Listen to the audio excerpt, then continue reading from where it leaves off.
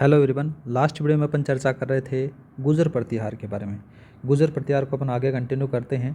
तो अब आज पढ़ेंगे अपन जालौर, उज्जैन और कन्नौज के प्रतिहारों के बारे में। अगर बात की जाए जालौर, उज्जैन और कन्नौज के प्रतिहारों का जो संस्थापक माना जाता है वो नागभट्ट प्रथम को माना जाता है। किसको माना जाता है, याद रखना, जालौर, उज्जैन और कन्नौज के गुर्जर प्रतिहारों का जो वंश का जो संस्थापक है वो नागभट्ट प्रथम को कहा जाता है।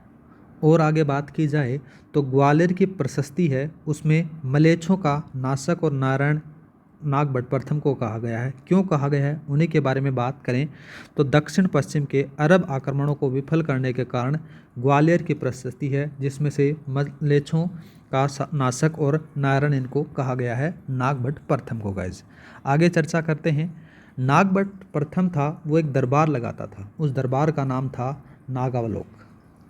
आगे बात करें गाइज तो अरब लेखक था जिनका नाम था अल बिलादुरी। अल बिलादुरी का एक कथन था कि खलीफा के सेनापति ने अनेक प्रदेशों को जीता, लेकिन वह क्या करता है, उज्जैन के ऊपर अधिकार नहीं कर पाता है। क्यों नहीं कर पाता है, क्योंकि वहाँ पर उसका शासक था जिसका नाम था नागभट्ट प्रथम और इसका जो संबंध था वो था गुर्जर प्रतिहार से। गाइज आगे बात करते हैं तो नागभट्ट प्रथम ने बड़ौस पर अपना अधिकार कर लिया था। नागभट्ट प्रथम ने अपने समकालीन दक्षिण भारत के राष्ट्रकूटों में भी क्या करना पड़ता है, इनको संघर्ष करना पड़ता है। साथ में एक और बात करते हैं, इनके बारे में बात करते हैं, किनके बारे में, कि नागभट्ट प्रथम को प्रतिहार किसने नियुक्त किया, तो उन्हीं के बारे में चर्चा होती है। दंती दुर्ग ने किया था इनको, याद रखना। उज्जैन में हिरण्यगर्भ यज्ञ किया गया था और इस अवसर पर उसने गुर्जर नरेश जिसका नाम था नागभट्ट प्रथम को द्वारपाल या फिर प्रतिहार नियुक्त किया गया था। गाइज याद रखना। आगे बात करते हैं ककुक या फिर ककुस्त, इसके नाम से भी देखने को मिल जाता है। ये क्या था, नागभट्ट प्रथम के पश्चात ये यहाँ पर सिंहासन पर बैठता है और ये किसका भतीजा था, याद रखना, नागभट्ट प्रथम का ये भतीजा था।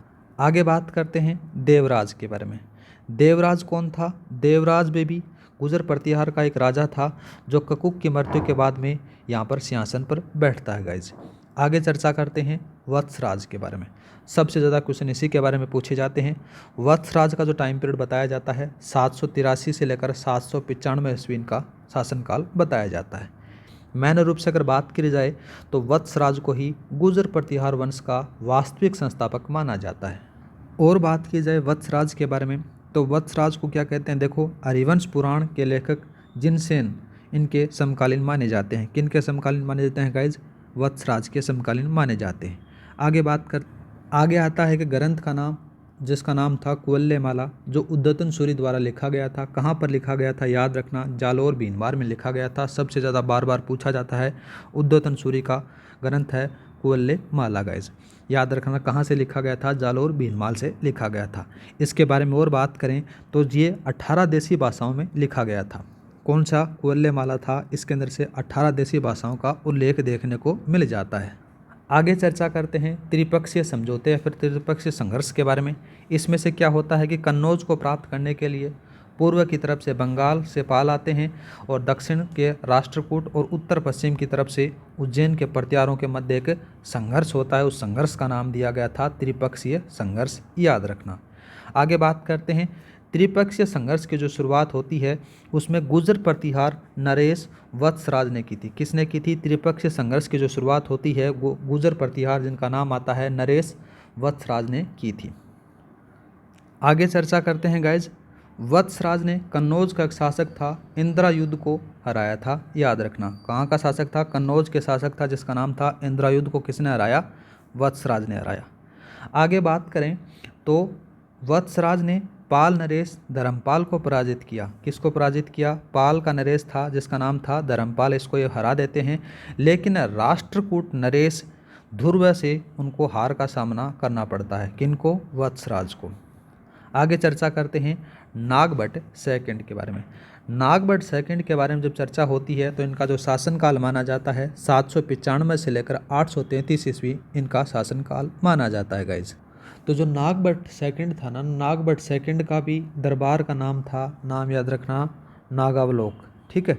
आगे बात करें तो नागभट्ट सेकंड के द्वारा एक उपाधि धारण की जाती है। उस उपाधि के बारे में बात करें उस उपाधि का नाम आ जाता है परम भट्टारक महाराजाधिराज परमेश्वर के नाम से इस उपाधि को जाना जाता है। ये किसने धारण की? याद रखना, नागभट्ट सेकंड के द्वारा ये धारण की जाती है।